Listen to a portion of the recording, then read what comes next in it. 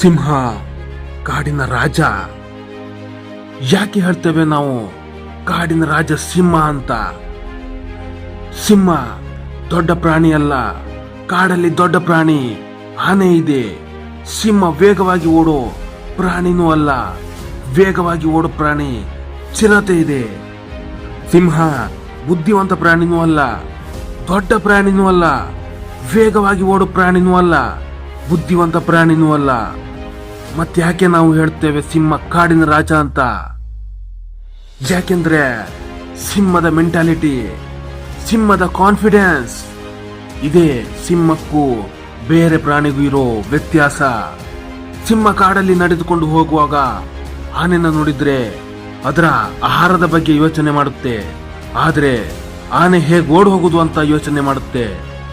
ನೋಡಿ ಮನಸ್ಥಿತಿಯಲ್ಲಿ ಎಷ್ಟು ವ್ಯತ್ಯಾಸ ಇದೆ ಅಂತ. ಸಿಂಹ ಹೋಗೋ ದಾರಿಯಲ್ಲಿ 10-15 ಕಿರುಬಗಳು ಬಂದ್ರು ಅಟ್ಯಾಕ್ ಮಾಡಿದ್ರು ಸಿಂಹ ಹೆದರಲ್ಲ. ಯಾಕೆ ಹೇಳಿ? ಅದರ ಮೆಂಟಾಲಿಟಿ, ನಾನು ಕಾಡಿನ ರಾಜ, ಯಾವುದಕ್ಕೂ ಹೆದರಲ್ಲ. ಜಸ್ಟ್ ಇಮ್ಯಾಜಿನ್ ಮಾಡಿ, ನಮ್ಮ ಮೆಂಟಾಲಿಟಿ ಆ ತರ ಇದ್ರೆ ಏನಾಗುತ್ತೆ ಅಂತ. ನಾವು ಸಾಧಿಸೋಕೆ ಏನೇನು ಇಷ್ಟಪಡ್ತೀವೋ ಅದೆಲ್ಲ ಆಗುತ್ತೆ. ವಿವೇಕಾನಂದ ಸ್ವಾಮಿ ಅವರದ್ದು ಒಂದು ಮಾತಿದೆ, ಈ ಪ್ರಪಂಚ ಒಂದು ದೊಡ್ಡ ಗರಡಿ ಮನೆ, ನಾವಿಲ್ಲಿ ಬಲಿಷ್ಠರಾಗುವುದಕ್ಕೆ ಬಂದಿದ್ದೇವೆ ಅಂತ. ಸೊ ಜಿಂಕೆ ಹಾಗೆ ಬದುಕಕ್ಕೆ ಆಗಲ್ಲ, ಇದು ಕಲಿಯುಗ, ತುಳಿದಾಕಿ ಬಿಡ್ತಾರೆ. ಸಿಂಹ ಒಂದು ಬೇಟೆ ಮೇಲೆ ಕಣ್ಣು ಇಟ್ರೆ ಏನೇ ಅಡ್ಡ ಬಂದ್ರು ಡಿಸ್ಟ್ರಾಕ್ಟ್ ಆಗಲ್ಲ. ಅಷ್ಟು ಸ್ಟ್ರಾಂಗ್ ಆಗಿ ನಿಮ್ಮ ಮೆಂಟಾಲಿಟಿ ಬಿಲ್ಡ್ ಮಾಡ್ಕೊಳ್ಳಿ. ಗುರಿ ಸಾಧಿಸೋ ತನಕ ಡಿಸ್ಟ್ರಾಕ್ಟ್ ಆಗ್ಬೇಡಿ, ಬಹುಮಾನಕ್ಕೋಸ್ಕರ ಮಾಡಬೇಡಿ, ನಿಮ್ಮನ್ನು ನಂಬಿಕೊಂಡಿರುವ ಫ್ಯಾಮಿಲಿಗೋಸ್ಕರ ಮಾಡಿ, ಸಾಧನೆಯಲ್ಲಿರುವ ಸವಾಲಿಗೋಸ್ಕರ ಮಾಡಿ.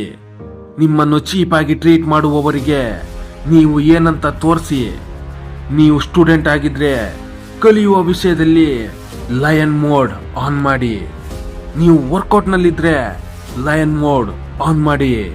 ನಿಮಗೆ ಫ್ಯಾಟ್ ಲಾಸ್ ಮಾಡ್ಬೇಕಂದ್ರೆ ಲಯನ್ ಮೋಡ್ ಆನ್ ಮಾಡಿ. ಬಿಸ್ನೆಸ್ ಅಲ್ಲಿ ಸಕ್ಸಸ್ ಆಗ್ಬೇಕಂದ್ರೆ ಲಯನ್ ಮೋಡ್ ಆನ್ ಮಾಡಿ.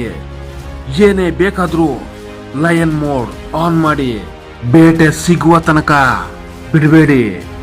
ಈ ಸೆಕೆಂಡ್ ನಿಮ್ಮದು, ಇವತ್ತು ನಿಮ್ಮದು, ನಾಳೆನು ನಿಮ್ಮದೇ, ಇಡೀ ಪ್ರಪಂಚನೂ ಕೂಡ ನಿಮ್ಮದೇ.